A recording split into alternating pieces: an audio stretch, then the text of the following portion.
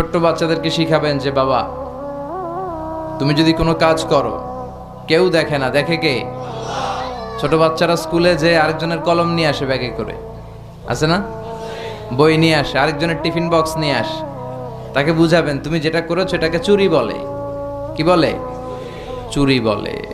কিয়ামতের দিন আল্লাহ কিন্তু এই চুরির জন্য তোমাকে ধরবে। একবার যদি ছোট্ট বাচ্চার কোমল হৃদয়ে এই ভয় ঢুকিয়ে দিতে পারেন, জীবনেও চুরি করবে। এগুলো শিখায় না, বড় হয়ে হয় বড় বড় চোর, ডাকাত। দেশের টাকা ডাকাতি করে, চুরি করে, আছে না নাই? মানুষের টাকা লুট করে, আছে না নাই? কারণ ছোটবেলা থেকে আসল শিক্ষাটা পায় নাই। কাঁচা না নোয়ালে বাস, পাকলে করে। ছোটবেলা থেকে ইসলাম শিখিয়ে দেন। ইসলাম বলে তোমার বাচ্চা জন্মগ্রহণ করেছে, নবজাতক শিশু, নিউ বর্ন বেবি, তার আমল নামা এখনো শুরু হয় নাই, 10 বছর পরে শুরু হবে।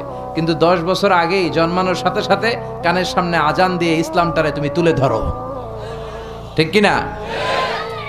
এজন্য ছোট বাচ্চাদেরকে ইসলাম শিখাতে হবে। ওদেরকে বুঝাবেন, ওদের হৃদয়টা কোমল, এখন যা শিখাবেন ওইটাই ওর মনের মধ্যে গেঁথে যায়। কথা বলেন। আপনি যদি এখন কোরআন শিখান, শিখবে কোরআন। আর যদি গান শিখান, শিখবে।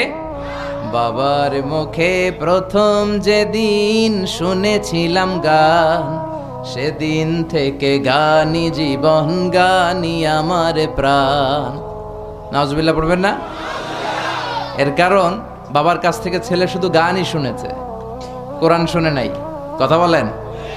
আর যদি কোরআন শুনতো, বলতো বাবার মুখে প্রথম যেদিন শুনেছি কোরআন, সেদিন থেকে কোরআনই জীবন, কোরআনই আমার প্রাণ। ঠিক কি না?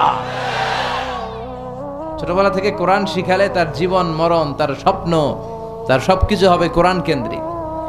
আর ছোটবেলা থেকে যদি আইয়ুব বাচ্চুর গান শিখান, সব ভালো তুই একা বাসিস নে, একটু ভালোবাসতে দিস মোরে, তাহলে ওইটা আইয়ুব বাচ্চুর মতো গিটার বাজাবে। কথা বলেন।